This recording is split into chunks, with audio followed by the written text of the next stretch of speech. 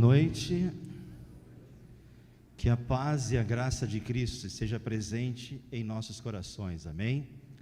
É uma alegria poder estar aqui nessa noite com vocês. Poderíamos ter escolhido estar em qualquer lugar, mas hoje escolhemos estar na presença de Deus, no primeiro dia da semana, começando aí essa semana que para nós é desconhecida. Claro, eu creio que ela virá cheia de desafios, mas eu tenho a certeza que o Criador, o Senhor dos Senhores, estará conosco guiando os nossos passos, amém? Eu estou vindo de uma jornada evangelística, 5 semanas, pregando praticamente todas as noites. Estávamos no bairro do Santa Mônica, Bosque Santa Mônica, bem na saída lá para Aquidauana, e tivemos ali a oportunidade de ver vidas sendo transformadas pelo poder de Deus. Quem sabe em um momento eu retorne aqui e fale algumas coisas que aconteceram neste evangelismo, que nós vimos a mão de Deus nos guiando de maneira poderosa. Eu poderia citar aqui vários exemplos, talvez o exemplo da Leci, 22 anos de idade, a autoestima lá embaixo, com problemas dentários e outros problemas mais, e a gente viu Deus transformar a vida daquela jovem. Ontem à tarde, lá no Impacto Campo Grande, ela estava entregando a vida a Cristo. Até agora foram batizadas 16 pessoas dessa conferência. Por que eu estou falando isso para você? Nós estamos entrando agora na fase da consolidação. Eu quero que vocês orem. Quando vocês lembrarem, ou quando vocês forem orar, lembrem de orar pelo evangelismo ali no Bosque Santa Mônica. A gente deu um tempinho lá para atender o pastor Fanuel aqui, que nos fez esse convite. Amigo, já o chamo de amigo, porque apesar do pouco tempo de relacionamento, parece que nos conhecemos há muito tempo, né? E Deus tem fortalecido a nossa amizade cada vez mais. Eu louvo a Deus, pastor, pelo seu ministério. Queridos, eu queria tratar aqui, conversar com vocês aqui, estudar um pouquinho com vocês a palavra do Senhor, né? Ali, Deus volta ao tempo.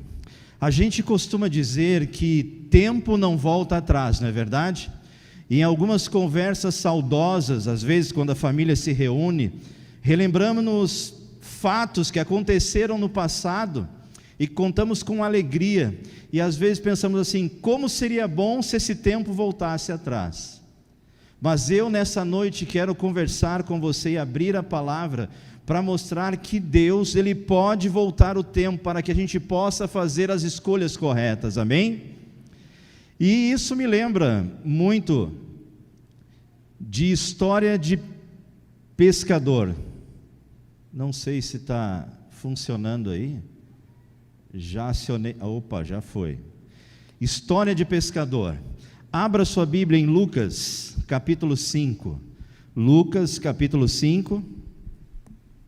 Eu quero usar esse texto como a base para o início do estudo dessa noite. Lucas, capítulo 5.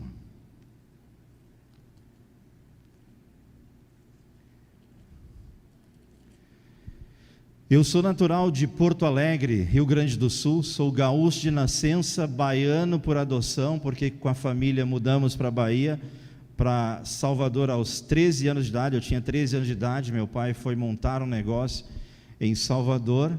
Então sou gaúcho de nascença, baiano por adoção e agora sul-mato-grossense de coração, amém? Estou comendo muita mandioca aqui nesse lugar. E lá na Bahia, quando cheguei na Bahia, eu vi o que a baiana tem, conheci a baiana e tenho 2 baianinhos. A Amanda, minha esposa, o Samuel e a Fabiana.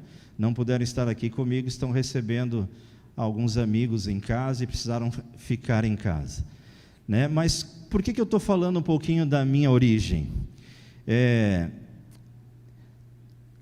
No passado, não tem muito tempo, há alguns anos atrás, nós estávamos na Bahia e alguns familiares foram nos visitar na Bahia. E quando a família está junta, acaba lembrando de histórias que viveram e começam a contar histórias, e cada um conta uma história. Sabe aquela conversa com cheiro de naftalina? Aquelas histórias antigas do passado? E eu não queria ficar para trás e também comecei a contar a minha história. Porque a gente morava no Rio Grande do Sul, meu pai é Barriga Verde, ele é catarinense, ali do sul de Santa Catarina, e todas as férias, eu lembro que nós íamos ali a Santa Catarina, passar pelo menos uma semana com meus avós, o seu Macário e a avó Maria, e a gente ia para lá, passava uma semana, e casa de vô não tem coisa melhor, porque avó é mãe com açúcar, né? O que não consegue com a mãe pode pedir para o avô. A avó denga os meninos, e a gente quando encontra essa fórmula da felicidade, aí não tem outro jeito. Então ir para a casa da avó sempre é muito bom. Mas eu comecei a contar a história de que numa dessas férias, eu tinha aproximadamente 6 a 7 anos de idade, não recordo direito, faz pouco tempo, né? 6, 7 anos de idade, não recordo muito bem, mas nós estávamos lá, e eu vi que meu avô e meu pai, seu Macário e seu Abel, meu pai, estavam ali se preparando para uma pescaria. Eu sei que no Mato Grosso do Sul, essa é uma prática muito comum, usual aqui, a questão da pescaria. E eles estavam se preparando, e eu cheguei próximo, falei, pai, vocês vão fazer o quê? E eles disseram, não, nós vamos pescar amanhã. E eu estava contando essa história, a história da minha pescaria. Quando a gente fala história de pescador, a gente pensa assim, aí vem mentira. Mas não, a minha história é verdadeira, pode confiar. Tá certo? Eu comecei a contar a história. Lembra quando nós fomos lá, minha primeira pescaria, pai, eu comecei a falar, né? E a gente foi lá para aquele rio, e era a primeira vez que eu ia ter ali a experiência de poder pescar com meus avós. E eu fui, nós fomos para o rio, eles prepararam uma vara menor ali para que eu pudesse participar daquele momento. E eu lembro que nós chegamos no rio, era um rio bem largo, e assim à beira do rio, meu pai começou a me dar instruções para a pescaria. Mas o que um pescador precisa ter para que ele consiga pescar peixe? Uma qualidade. Ele precisa ter paciência, é ou não é? Agora imagina uma criança de 7 anos de idade com paciência. Eu não sei como é que chama aqui, mas eu lembro de estar brincando assim com a pedra, e jogava a pedra para que ela pudesse dar saltinhos na água. E meu pai, menino, você vai espantar o peixe. Eu comecei a contar essa história. Estavam os familiares todos reunidos, e ali meu pai disse assim, menino, é o seguinte, o pai vai colocar aqui a vara, vai jogar ali no rio, você fica de olho, quando o peixe morder a isca, tu puxa com força. E aí eu vi ali brincando, nem estava aí para o peixe, para nada, estava ali, e meu pai falou, menino, o peixe mordeu a isca. Eu fui lá e puxei com força, com toda a minha experiência de pescaria, né? Puxei com força. Eu lembro que era um peixe bem pequenininho, muito pequenininho. E eu lembro que quando voltei das férias, e eu cheguei na escola e comecei a contar vantagem da minha pescaria. Eu falei, eu fui para Santa Catarina, e eu pesquei, foi logo um tubarão, uma baleia, né?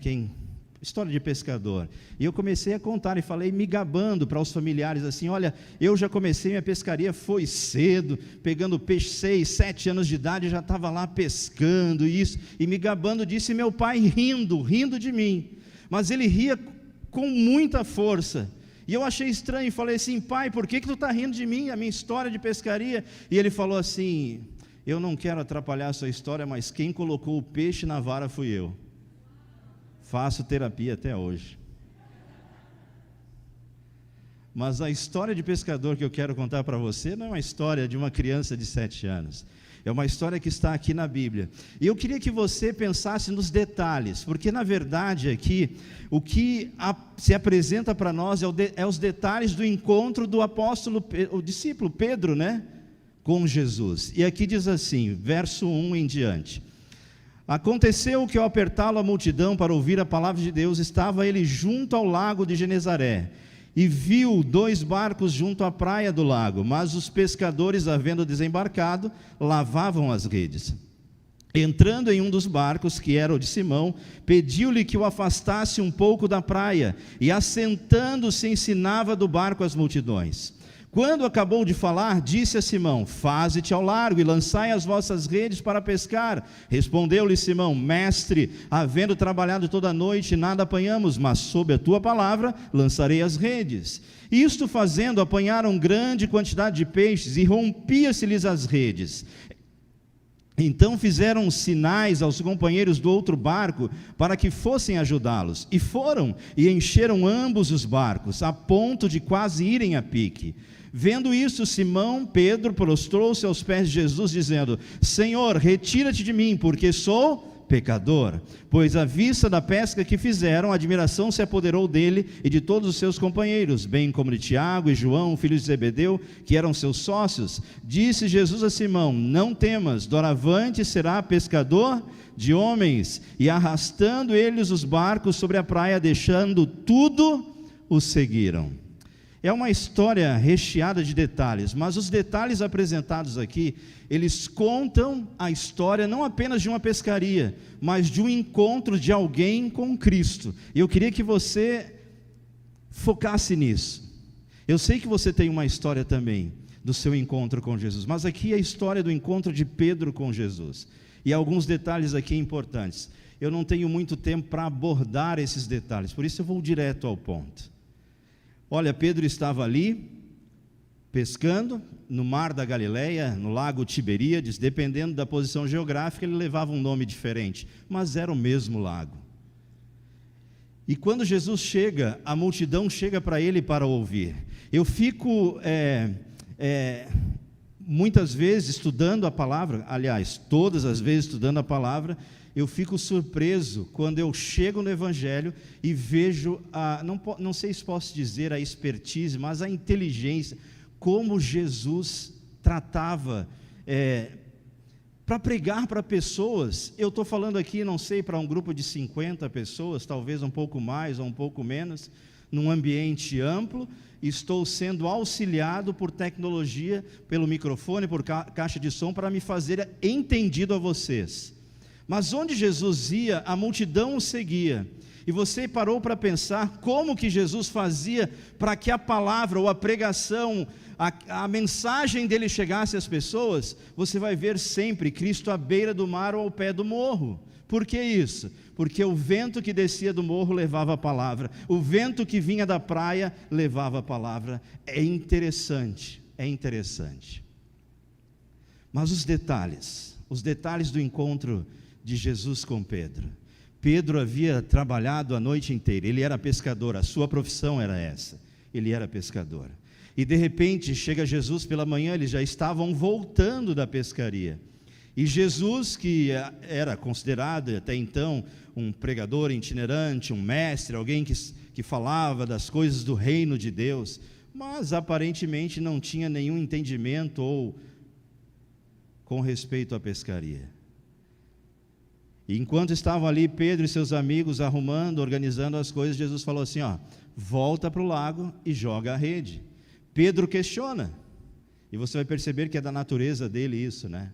Pedro questiona, ele diz: mas mestre, a gente trabalhou a noite inteira, e se tem um horário que nós devemos pescar peixes aqui neste lugar, é à noite, porque este lago é um lago de água cristalinas, os peixes não saem durante o dia para comer, eles aproveitam a noite, e à noite nós não pegamos nada. E aí Jesus fala: joga a rede. E eles jogaram a rede, e o que aconteceu? Eles nunca haviam pescado tanto peixe na vida como aquele dia. Há uma aplicação aqui, não é o meu foco, né? Há uma aplicação aqui. Quando Jesus te diz algo para fazer, ainda que isso possa fugir à razão, creia, confie, porque Ele é o Deus que pode fazer todas as coisas. E nessa noite, Cristo quer fazer uma obra poderosa em sua vida. Depois daquele momento, então Pedro agora se entrega para Cristo, chega aos pés de Jesus, e Jesus diz assim: Pedro, eu vou mudar o seu status, você não será mais um pescador, ou um mero pescador, você será um discípulo, um seguidor meu.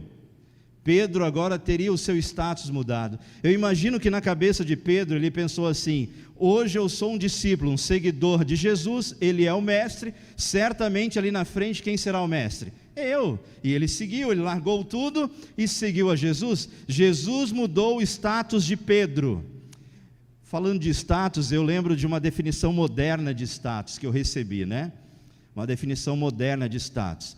E ali aquela definição ela dizia assim: status é você comprar algo que você não quer com dinheiro que você não tem para mostrar a uma pessoa que você não gosta, alguém que você não é.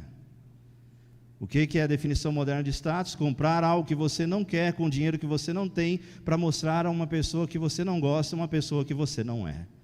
Essa é a definição moderna de status. Nós estamos vivendo uma sociedade extremamente corrompida. Mas Jesus mudou o status de Pedro. Ele seria agora um seguidor de Cristo. E eu fico imaginando como seria a rotina de Jesus, ou de Pedro, acompanhando a rotina de Jesus. Eu imagino que qualquer um de nós gostaríamos de estar no lugar de Pedro. Acordar ao lado, no mesmo local que Jesus, fazer as refeições com Cristo, ouvir os ensinamentos de Jesus, e a gente vai perceber que ao longo do ministério de Cristo, Pedro era um dos discípulos que o acompanhava em todos os momentos, os grandes momentos. Pedro estava ali no Monte da Transfiguração, Pedro estava ali quando Jesus ressuscitou a filha de Jairo, Pedro estava lá quando andou sobre as águas. Pedro estava em todos os momentos. E se tem alguém na Bíblia, um discípulo na Bíblia, que não tinha nenhum motivo para negar a Jesus, esse discípulo era quem? Não ouvi quem? Pedro. Imagina você ter a oportunidade, como Pedro, vivenciar toda essa rotina. Fisicamente, é claro que todos os dias você entrega a sua vida a Cristo, eu creio nisso. E a gente precisa entregar a nossa vida a Jesus todas as manhãs. Tem um pensamento de um autor desconhecido que diz assim, ó: se você não cruzar com o diabo pela manhã, é sinal que os dois vão andar juntos ao resto do dia. Então a primeira coisa que você fizer pela manhã é entregar a sua vida a Jesus, dizendo: ó, a minha vida pertence a Jesus. Todas as vezes que eu acordo eu faço isso. Todas as vezes. Mas nós estamos falando aqui de Pedro. Pedro tinha essa rotina com Cristo. Pedro estava ao lado de Jesus. Pedro viu maravilhas. Pedro andou sobre as águas, fez aquilo que é impossível. Pedro contemplou a glória de Cristo, a glória de Deus manifestada na pessoa de Jesus Cristo. Imagina que privilegiado foi Pedro. Mas Pedro, ele tinha um temperamento, ou era 8 ou 80. Pedro era alguém assim muito impulsivo. Pedro, ele falava mesmo antes de pensar, as palavras brotavam de sua boca. Eu não sei se é porque a mente é perto da boca, e às vezes ele falava sem pensar. Bastou Jesus se afastar um pouquinho, Pedro estava discutindo quem seria o maior no reino dos céus.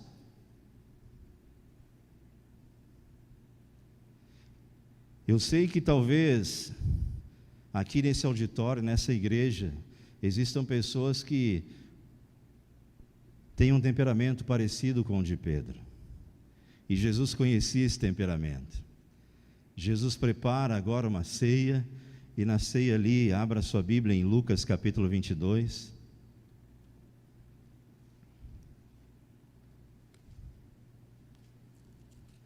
E na ceia ali, Jesus então, conhecendo a Pedro, ele aconselha a Jesus. No tempo de Cristo, ou na cultura judaica, idade era patente. Hoje não, né? Pelo menos na nossa sociedade, para que as pessoas com mais idade tenham direitos, precisamos ter leis, né?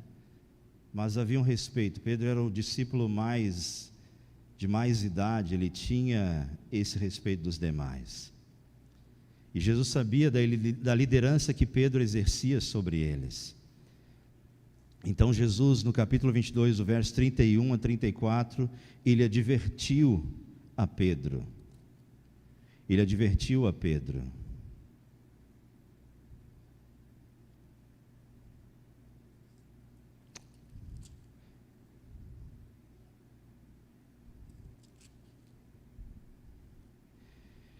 Ele disse assim: Simão, Simão, Eis que Satanás os reclamou para vos peneirar como trigo. Eu, porém, roguei por ti, para que a tua fé não desfaleça. Tu, pois, quando te converterdes, fortalece os teus irmãos. Jesus chega para Pedro e diz: olha, eu tenho observado a você, Pedro,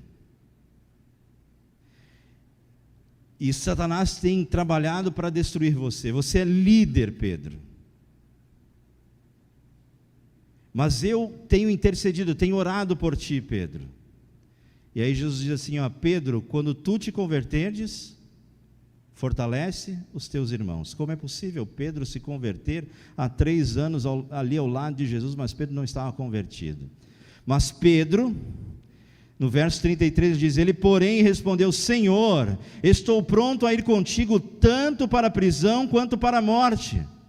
Mas Jesus lhe disse: afirmo-te, Pedro, que hoje 3 vezes negarás que me conheces antes que o galo cante. Jesus orienta Pedro, mas Pedro ele rejeita a orientação de Cristo. Isso é um problema.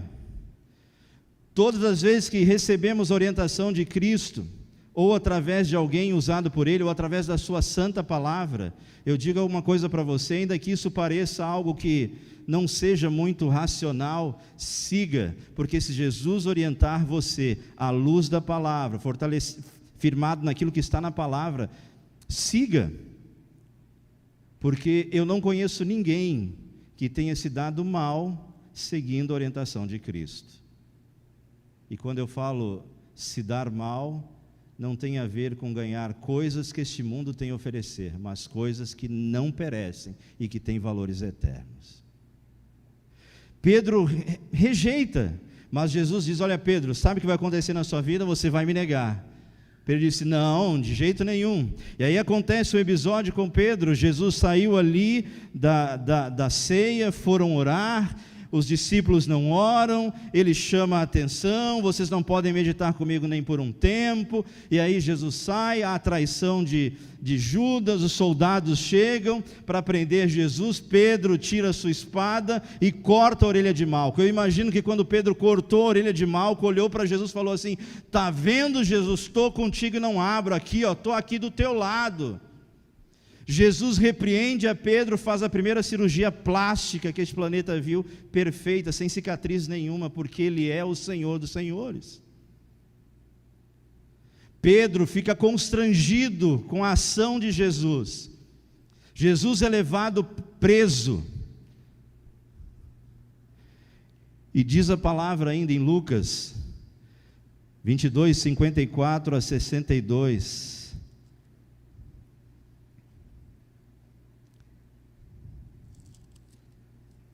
A palavra fala assim: então, prendendo-o, levaram e introduziram na casa do sumo sacerdote. Pedro seguia Jesus de longe. Pedro seguia de longe, ele não queria ser notado. Você conhece essa história? Pedro estava ali, sentou assim no meio do povo. Jesus estava no sinédrio, acenderam a fogueira. Alguém olhou para Pedro e disse: olha, você estava com ele. Ele: não, de jeito nenhum conheço. Segunda vez, mesma coisa. Terceira vez, mesma coisa. Antes que o galo cante, antes do som dali, do início da manhã, Pedro nega Jesus 3 vezes. A Bíblia diz aqui, no final do texto, ela diz o seguinte: então, verso 62, então Pedro, saindo dali, chorou amargamente. Eu quero fazer uma pergunta para você, de maneira bem objetiva. Você já sofreu, já chorou amargamente por ter feito algo que você não deveria fazer? Sim ou não? Eu vou agora fazer uma segunda pergunta, ampliar o nosso raciocínio. Você já chorou amargamente, já sofreu por algo que você deveria fazer e não fez? Eu falei para você que Eu sou gaúcho de nascença, mas mudei para os Estados Unidos da Bahia com 13 anos de idade. E a nossa saída de Porto Alegre para a Bahia era tudo de bom. Porque em Porto Alegre, eu gosto muito de praia. Eu digo uma coisa para vocês aqui em off, não espalhe. Campo Grande, para ficar perfeito, era só ter mar. Gosto muito de praia. E eu lembro que a nossa saída, vamos mudar para Salvador, cidade litorânea, tal. Lá não tem inverno, embora os baianos creiam que tem inverno, né? O inverno dele é chuva, né? Não tem inverno, não tem frio lá. E aí nós mudamos. Eu lembro que a minha empolgação era tão grande, eu tinha coleção de chaveiros, coleção de gibi. Meu avô tinha uma coleção de uns livrinhos que ele lia. Eu vendi tudo para comprar apetrechos para ir à praia. Eu comprei snorkel, eu comprei óculos de mergulho, eu comprei pé de pato. Eu queria ir para a praia, porque eu imaginei agora, 365 dias no ano na praia. Porto Alegre não tem litoral, mais próximo é 90 quilômetros, e ainda que tivesse, água gelada não dá para ir no frio. Mas agora sim, na praia, eu gosto tanto da praia que o meu esporte, um dos meus esportes, mas o meu preferido esporte eu faço na praia. Embora não pareça, eu sou surfista, eu também ando sobre as águas.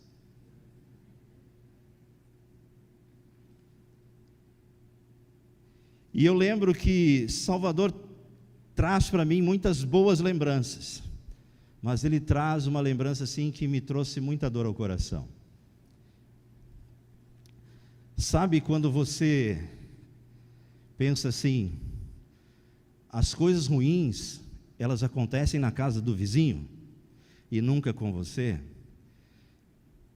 E eu lembro que minha mãe adoeceu em Salvador, longe da família, adoeceu, mas a doença da minha mãe era muito grave, mas a minha mãe não contou nem para o meu pai, nem para mim, nem para minhas irmãs. Ela contou para a vizinha da frente, para do fundo, contou lá o que havia acontecido. Minha mãe estava com câncer no pulmão.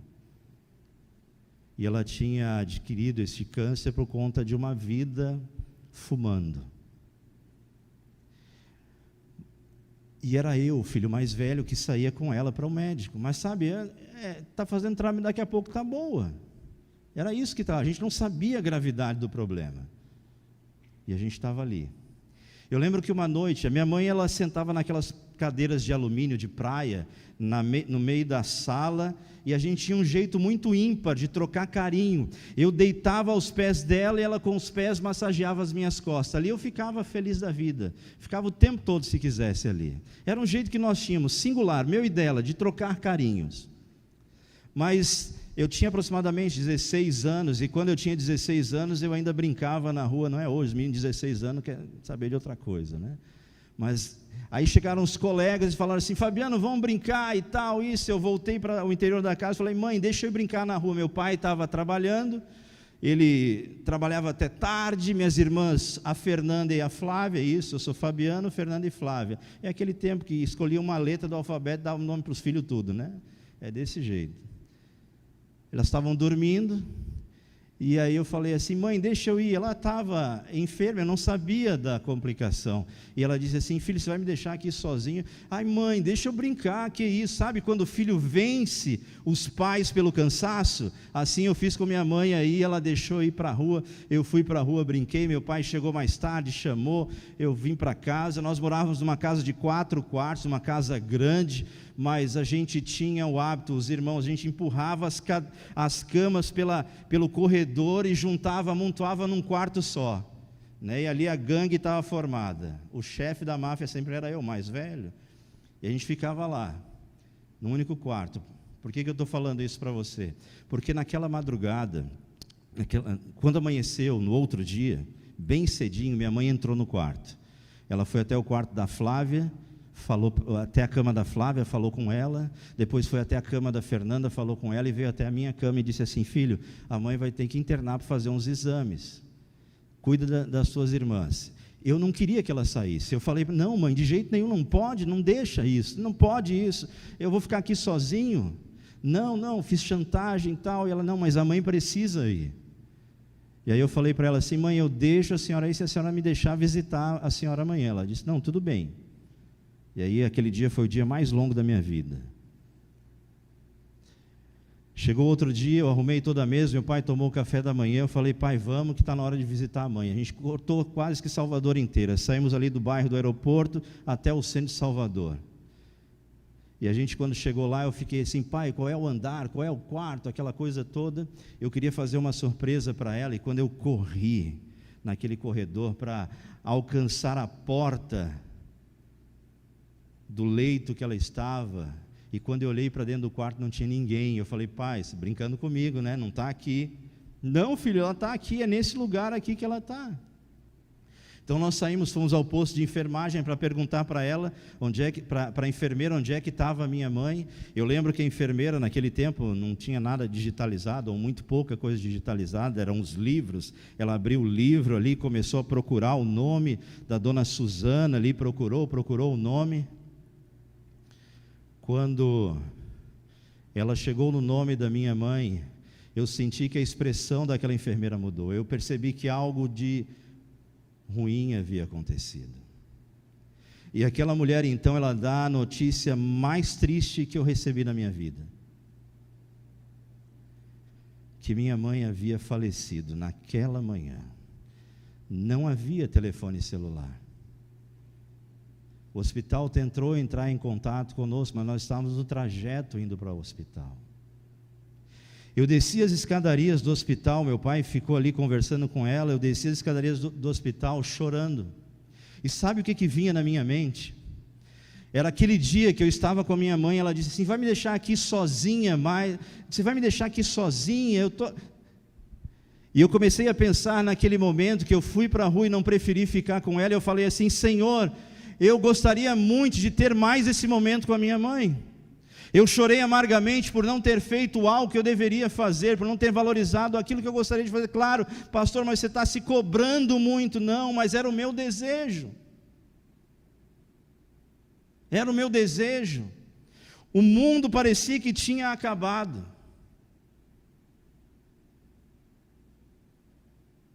É possível que eu esteja pregando para você nessa noite que tenha tido perdas, que tenha passado por sofrimentos.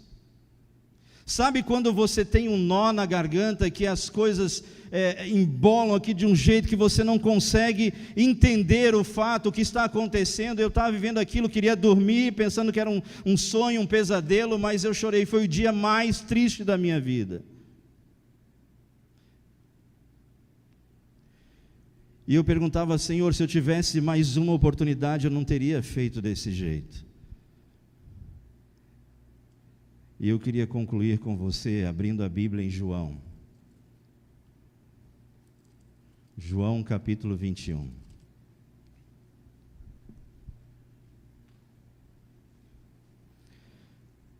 Pedro, os discípulos, então ali agora tem o seu mestre crucificado, a sua esperança havia acabado, eles voltaram para a velha vida, a velha rotina. Pedro voltou a pescar, tudo havia acabado. E ali então, no capítulo 21, no verso 3, diz assim: disse-lhe Simão Pedro, vou pescar. Quantas vezes neste mundo a gente passa por tamanhas dificuldades, e a provação vem, as dificuldades vêm, a nossa esperança se esvai, os nossos joelhos se afrouxam.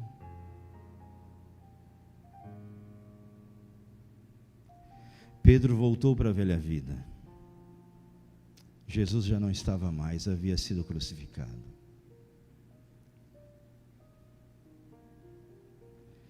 E ele disse: vou pescar. Disseram-lhe os outros: também nós vamos contigo. Saíram, preste atenção na história, do primeiro encontro e agora do segundo encontro. Disseram-lhe os outros também: nós vamos. Saíram e entraram no barco, e naquela noite nada apanharam. Mas ao clarear da madrugada estava Jesus na praia. Todavia os discípulos não reconheceram. Cristo já havia ressuscitado. mesmo Jesus tendo orientado a eles que isso haveria de acontecer. Não sei por qual motivo que eles não levaram isso em conta. Talvez a cena da morte de Cristo foi tão forte que eles passaram a descrer até mesmo da palavra ou da promessa que Jesus havia feito a ele. Talvez as dores, os problemas que este mundo causa na gente são capazes de esmurecer a nossa fé. Mas deixa eu dizer uma coisa para você: a palavra de ordem é perseverança. Jamais duvide do poder de Deus na sua vida.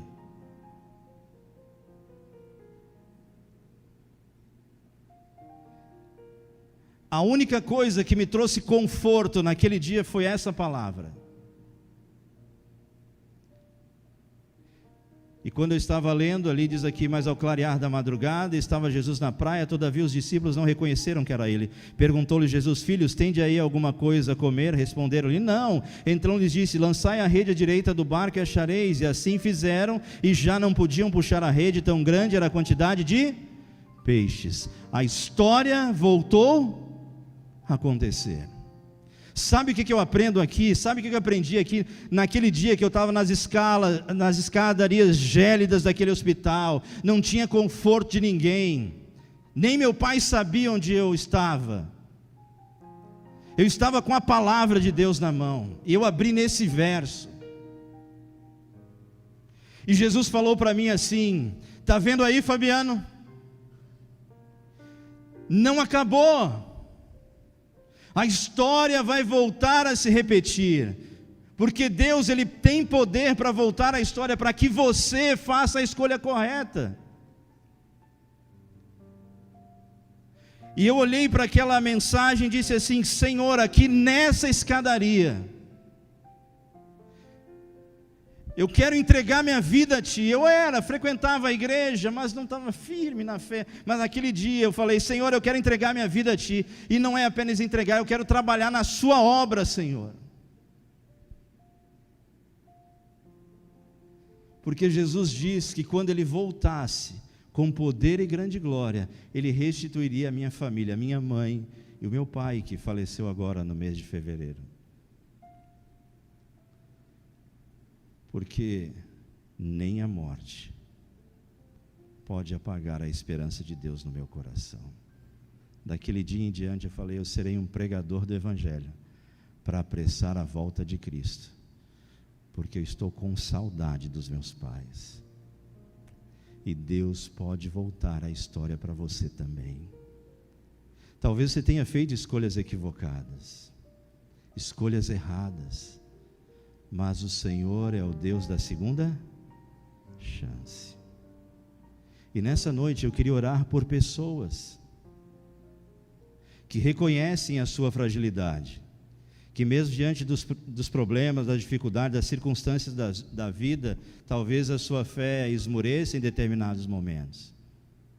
Mas você que quer dizer para Jesus hoje: Senhor, eu preciso que o Senhor volte a história, para que eu volte o tempo, para que eu possa fazer a escolha correta. E você terá a oportunidade nessa noite de escolher a Jesus. Eu não estou pregando aqui para pessoas que não se batizaram apenas. Eu estou pregando para você também, que é membro da igreja e talvez tenha feito escolhas equivocadas. Você não gostaria nessa noite de dizer: Senhor, volta a história, volta o tempo e me ajuda a consertar determinadas coisas que eu preciso consertar na minha vida? Você gostaria de fazer isso? Se coloque em pé. Eu quero orar por você. Se você realmente quer isso, dizer assim: pastor, ore por mim, porque eu preciso que Deus me dê uma oportunidade de renovar a minha fé, a minha esperança, de voltar o tempo para que eu faça uma escolha correta. Eu tenho feito algumas escolhas que não são legais, e se você quiser vir aqui pertinho de mim, eu quero orar por você. Vem aqui, sai de onde você está e vem aqui. Tenha coragem, pode vir aqui. Eu quero orar por você.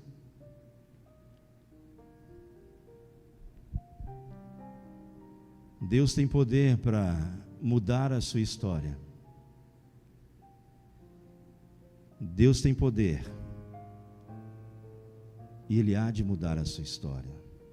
basta que você creia nele, basta que você confie nele, basta que você coloque a sua vida nas mãos dele.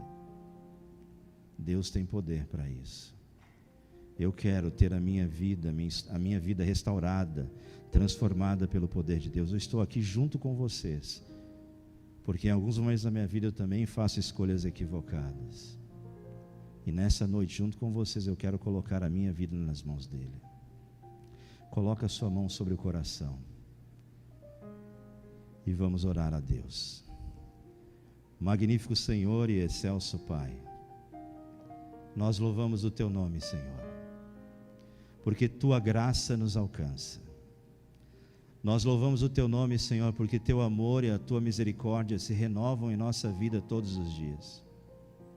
Estamos aqui neste momento de culto, de louvor e adoração ao Senhor, onde pessoas estão tomando a decisão e dizendo a ti: Senhor, me dá uma oportunidade para refazer as minhas escolhas, para redirecionar a minha vida.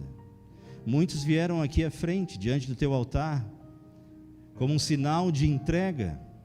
Alguns outros, de maneira parcial, ali se colocaram em pé, estão ali no seu lugar, não quiseram vir aqui à frente, mas estes também estão clamando a ti. Talvez alguma decisão equivocada no meu trabalho, na minha faculdade, nos meus relacionamentos. Talvez os direcionamentos que tenho dado à minha vida, Senhor, não tenham sido tão bons. Mas nessa noite, pelo poder de Cristo Jesus, nós estamos pedindo que o Senhor restaure a nossa vida, para que o Senhor volte a história, para que a gente possa fazer as escolhas corretas. Eu quero colocar em tuas mãos essas pessoas, a minha vida também, para que o Senhor me dê sabedoria, dê a eles sabedoria, para que mesmo diante, Senhor, das circunstâncias que se colocam diante de nós possamos escolher sempre. A nossa escolha não é fácil, Senhor, porque não é uma escolha entre o bom e o ruim. A nossa escolha é entre o bom e o melhor, que nós possamos escolher sempre o melhor. E o melhor, Senhor, é escolher a Jesus, é escolher fazer a tua vontade, é escolher fazer a tua vontade quando eu estou sozinho, é escolher fazer a tua vontade quando eu sou líder nessa igreja, é escolher fazer a tua vontade quando eu estou caminhando na rua, quando eu estou no meu trabalho, quando eu estou na minha atividade profissional. Senhor, ajuda-nos, porque o Senhor é o Deus que volta ao tempo, o Senhor volta a história, para que as nossas escolhas sejam feitas. Eu coloco essas pessoas, esta igreja em tuas mãos, e eu faço em nome de Jesus. Amém.